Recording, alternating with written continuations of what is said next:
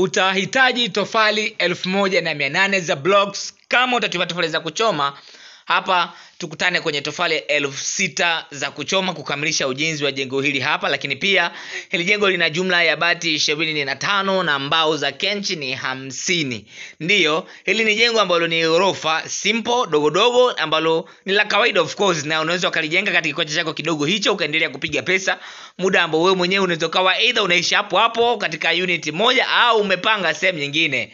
Na mpangilio wake ndio kama unaweza kuona hapa. Chini na juu kote kuna fanana, kwa maana ya chini kuna sebule, jiko pamoja na chumba kimoja self, na juu pia sebule, jiko pamoja na chumba kimoja self, ikikaa kabisa katika eneo lenye ukubwa wa upana wa almost upana wa mita 10 na urefu wa mita 12. Sasa jengo lenyewe upana wake ni mita 8.3 na urefu ni mita 8.6. Kwa hiyo inaonekana jengo sio kubwa sana, of course ni la kawaida sana. Na wengi wamekuwa wakiuliza maswali ya nondo zinaingia ngapi. Najua maswali yatakuwa ni mengi sana, utakuwa unajiuliza hapo. Na majibu yake yapo hivi. Unapohitaji kujenga jengo, hasa majengo haya ya ghorofa na majengo mengine yote, kwenye swala la nondo unatakiwa kuwashirikisha mafundi ambao wanajenga majengo katika eneo ambalo kujenga katika namna ujenzi wa simple, ujenzi wa kawaida huu ambao ninazungumzia. Lakini kama ni jengo kubwa, basi hakikisha unamshirikisha engineer katika eneo ambalo unaenda kujenga, aje afanye utafiti na sio akupatie takwimu akiwa hajui unaenda kujenga wapi. Kumbuka idadi ya nondo au aina gani ya nondo zinatakiwa kutumika itategemeana na kwanza na mazingira ya eneo ambalo kujenga kwa ujumla, kwa sababu unaweza ukatumia nondo ambazo ni dhaifu na chache katika eneo ambalo lina matetemeko ya ardhi yenye kiwango kikubwa kiasi kwamba unajikuta kwa muda mfupi jengo lako tayari linakuwa limeshapoteza ubora wake na unakuwa tayari uchapata hasara. Au unatengeneza jengo ambalo linakuwa na nondo ambazo ni dhaifu na chache katika eneo ambalo linakuwa na upepo mkubwa au lina upepo mkali. Kwa hiyo unajikuta jengo lako linapoteza ubora katika muda mchache sana. Kwa hiyo ni vyema ukatafuta ramani, lakini pia ukawashirikisha mafundi wanaojenga majengo katika eneo husika.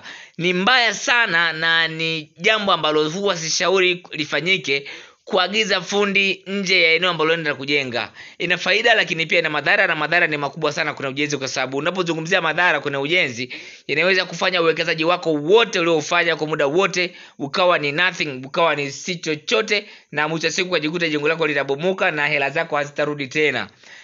Athari za kuagiza fundi ni kwamba fundi atakuja kukujengea wewe kwa mazingira yale alikotoka yeye, sio mazingira yale ambako amekuja yeye kufanya kazi. Na hili linafanyika kwa sababu gani? Kwa sababu wengi wanajifunza kazi kwa mazingira ya eneo lile ambalo wao wamejifunzia.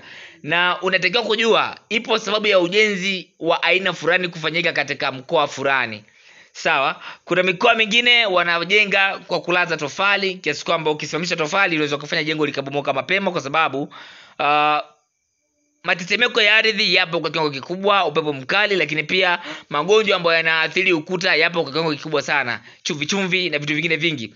Lakini pia fundi anaweza kaja kukujengea wewe jengo ambalo litakugharimu gharama kubwa sana, sio kwamba unaweza kutumia gharama ndogo, kwa sababu alikotoka yeye amejifunza au amezoea, uzoefu wake wa kazi amepata katika maeneo ambayo yana uwepo wa vimbunga na matetemeko makubwa sana ya ardhi. Kwa hiyo ujenzi aliozoea katika eneo lile anauleta katika eneo hilo ambalo halina changamoto hizo. Kwa hiyo unajikuta anakutengenezea kitu bora zaidi kwa gharama kubwa pengine ambayo wewe mwenyewe ulikuwa haujafikia kuitumia au haujafikiria kuitumia. Pengine utakajikuta inakushinda na unaiacha jengo lako kama boma, kwa sababu umekuja kujenga katika misingi isiyo ya eneo husika. Kwa hiyo ukiwashirikisha mafundi wanaojenga maeneo hayo, kwanza watajua aina gani ya msingi tutautumia katika eneo hili hapa. Hata tukitumia msingi wa kawaida bado haitakuwa na madhara, lakini unachukua fundi katika maeneo ya kawaida unampeleka akakujengea nyumba eneo ambalo unajua kabisa hapa kuna matetemeko. Kwa hiyo anakuwekea msingi wa kawaida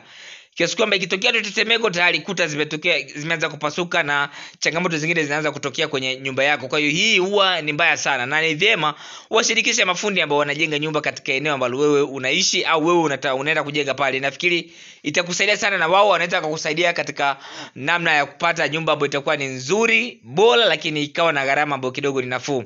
Juu ya kupunguza gharama za ujenzi huwa naizungumza kila siku. Hakikisha wewe ndio unayekuwa msimamizi wa moja kwa moja kwenye ujenzi wako. Hili litakupunguzia gharama mno. Usimwamini yeyote asimamie ujenzi wako, kwa sababu kitu pekee ambacho unaweza ukakifanya na kujitoa kuhakikisha kwamba unapunguza gharama kwenye ujenzi ni wewe peke yako ndio unaweza ukafanya, sio mtu mwingine. Hata mwanao wa pekee anaweza akakwambia baba, inahitajika hela ya kusogeza mchanga, wakati ambapo wewe ungekuwa site ungeamua kusogeza mchanga wewe mwenyewe. Nafikiri hili inaweza ikawa ni mfano tosha na ni funzo pia kwa wale ambao wanasimamia ujenzi kupitia watu wengine. Niwakaribishe sana, lakini pia niwashukuru kwa kunisikiliza.